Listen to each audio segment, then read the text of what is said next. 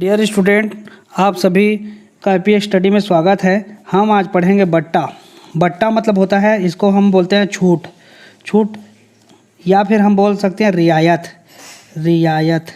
ठीक है, तो ये क्या है, रियायत क्या होता है, छूट क्या होता है, आज इसके बारे में पढ़ेंगे।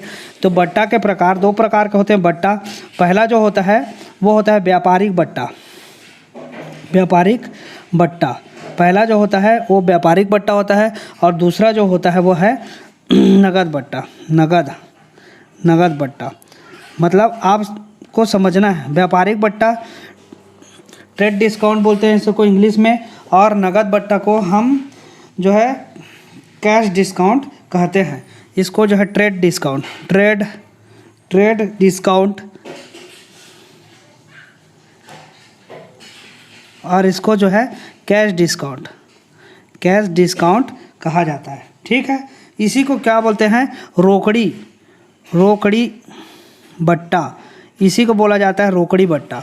ठीक, आपको याद रखना, व्यापारिक बट्टा और नगद बट्टा को ही क्या बोलते हैं, हम रोकड़ी बट्टा कहते हैं। तो पहला हमको समझना है कि व्यापारिक बट्टा क्या होता है। तो व्यापारिक बट्टा जो है, जब भी उत्पादकों और व्यापारियों द्वारा माल का विक्रय करते समय अपने ग्राहकों को माल के छपे हुए मूल्य या सूची मूल्य पर दी गई छूट ही क्या कहलाती है, व्यापारिक बट्टा कहलाती है।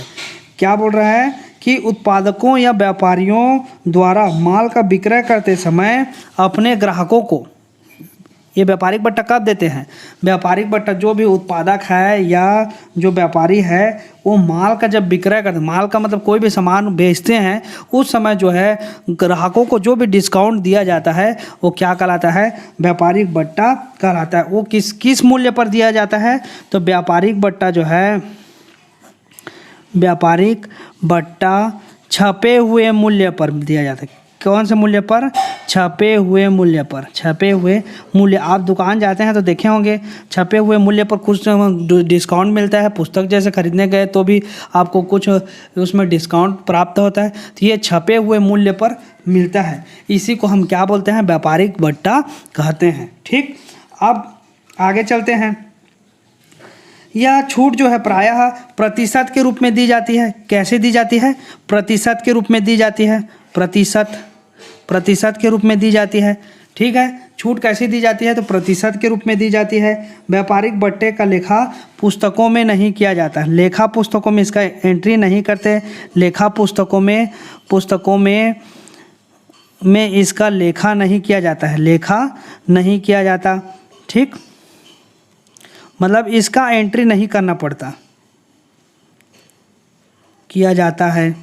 ठीक, और उसके बाद क्रेता व विक्रेता दोनों माल के बीजक मूल्य में से व्यापारिक बट्टा घटाने के पश्चात शेष बची राशि से अपनी अपनी पुस्तकों में क्रय विक्रय संबंधी प्रविष्टियां करती हैं।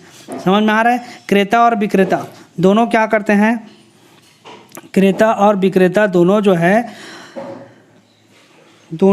अपनी अपनी जो पुस्तक है उसमें बट्टा, व्यापारिक बट्टा को घटाते हैं। किसमें, बीजक मूल्य का मतलब होता है जो प्रिंट मूल्य रहता है, जो प्रिंट मूल्य छपे हुआ मूल्य है, छपे हुए मूल्य में जितना प्रतिशत से बट्टा दिया जाता है उतने प्रतिशत को घटा दिया जाता है। उसके बाद जो मूल्य आता है उस पर जो है व्यापारिक क्रेता और विक्रेता दोनों क्या करते हैं, अपने अपने बहियों में लेखा जोखा रखते हैं। जैसे मान लिया जाए बीजक मूल्य है, मान लिया जाए 10,000 रुपये, कोई सामान का बीजक मूल्य कितना है, 10,000।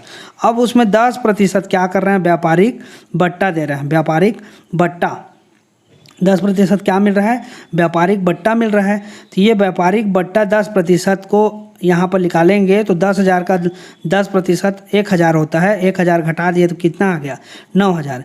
यही क्या है, यही जो है शेष बची हुई, मतलब ये जो राशि है बट्टा घटाने के बाद जो मूल्य आया, इसी का लेखा जो है क्रेता और विक्रेता दोनों करेंगे। क्रेता और विक्रेता क्या करते हैं, दोनों इसका लेखा करते हैं। क्लियर हो गया, क्रेता और विक्रेता इसी मूल्य का लेखा करते हैं। उसके बाद हम जैसे उदाहरण में संजय बुक डिपो ने नवबोध प्रकाशन से 2,000 रुपये की पुस्तकें खरीदी। कोई प्रश्न में दिया हुआ है। देखिए, संजय बुक डिपो ने नवबोध प्रकाशन से 2000 रुपये की पुस्तकें खरीदी। थोड़ा ऊपर कर देता हूँ मैं। यहाँ पर लिखा है संजय बुक डिपो ने नवबोध प्रकाशन से 2000 रुपये की पुस्तकें खरीदी। 2000 रुपये की पुस्तकों में छपे हुए मूल्य का योग है। यदि प्रकाशक 20% व्यापारिक बट्टा देता हो तो क्रेता और विक्रेता अपनी अपनी लेखा पुस्तकों में 20% को घटा देंगे। तो 2000 में से 20% हो गया 400 रुपया। ठीक है, तो ये 400 रुपये को घटा दिए तो कितना आया 1600। 1600 रुपये से वो क्या करेंगे, प्रविष्टि करेंगे। क्लियर। अब हम चलते हैं रोकड़ी बट्टा। रोकड़ी बट्टा को ही हम क्या बोलते हैं, कैश डिस्काउंट बोलते हैं। कैश डिस्काउंट को आपको समझना है। कैश डिस्काउंट कब दिया जाता है, तो उधार बेचे गए माल का भुगतान शीघ्र प्राप्त करने के लिए। देखो, आपके क्वेश्चन में आ सकता है कि क्या ट्रेड डिस्काउंट मतलब व्यापारिक बट्टा किसे कहते हैं और रोकड़ी बट्टा किसे कहते हैं। तो उधार माल जो है, उधार बेचे गए माल का भुगतान शीघ्र ही प्राप्त किया जा सके, इस उद्देश्य से व्यापारी अपने ग्राहक को माल के छपे हुए मूल्य पर माल के मूल्य में कुछ रियायत या छूट देता है। यही रियायत या छूट नगद बट्टा है। अब आपको समझना है, मतलब क्या हो रहा है। व्यापारिक बट्टा में क्या होता था, माल का छपे हुआ जो मूल्य है उसमें हम व्यापारिक बट्टा देते थे। लेकिन क्या होता है, कभी कभी मतलब उधार जब माल बेच दिया जाता है तो व्यापारी शीघ्र भुगतान प्राप्त करने के उद्देश्य से अगर जो छूट देता है तो उस छूट को हम क्या बोलते हैं, रोकड़ी बट्टा या नगद बट्टा कहते हैं। उधार बेचे गए माल का भुगतान शीघ्र ही प्राप्त किया जा सके, इस उद्देश्य से व्यापारी अपने ग्राहक को माल के मूल्य में ही कुछ रियायत या छूट देता है। यही रियायत या छूट नगद बट्टा है। इस बट्टे का संबंध भुगतान से होता है, अतः यह बट्टा क्रेता के लिए लाभ तथा विक्रेता के लिए हानि है। क्लियर हो? क्रेता के लिए लाभ है क्योंकि उसको छूट मिल रहा है, और विक्रेता के लिए हानि है। क्यों लाभ है, तो क्रेता जिस मूल्य को भुगतान करना था उसमें उसको और छूट मिलता है, वही छूट क्या कहलाता है, ये जो है क्रेता के लिए लाभ है। नगद बट्टे का लेखा क्रेता तथा विक्रेता दोनों की पुस्तकों में किया जाता है। आपको समझना है, व्यापारिक बट्टा का लेखा क्रेता और विक्रेता दोनों पुस्तकों में नहीं होता, लेकिन नगद बट्टे का लेखा क्रेता और विक्रेता दोनों पुस्तकों में होता है। जैसे अरुण से मोहन को 500 रुपये लेने हैं। अरुण से मोहन को कितना लेना है, 500 रुपया। लेकिन यदि अरुण पूर्ण भुगतान में 490 रुपये मोहन को देता है तो यहाँ 500 माइनस क्या कर देंगे हम, 490 कर देंगे। मतलब 10 रुपये क्या हो गया, नगद बट्टा दिया। क्लियर हुआ? वह प्राप्त किया गया माना जाएगा। नगद बट्टा दिया गया, वह प्राप्त किया गया माना जाएगा। मतलब अरुण से मोहन को 500 रुपये लेने हैं, अरुण से मोहन को लेना है, लेकिन मोहन क्या किया, उसका 490 रुपया मोहन को मिलता है, तो 10 रुपया मोहन उसका नगद बट्टा दिया समझो, और 10 रुपया अरुण को 10 रुपये नगद बट्टा मिला समझो।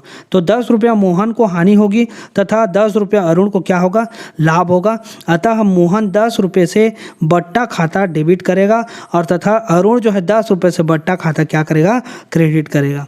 क्लियर हो गया? नगद बट्टे की प्रविष्टि रोकड़ खाते के साथ ही की जाती है। जैसे देखिए यहाँ पर उदाहरण में दिया हुआ है, मोहन की पुस्तकों में एंट्री क्या होगी, इस प्रकार की एंट्री में तो रोकड़ खाता विकलन।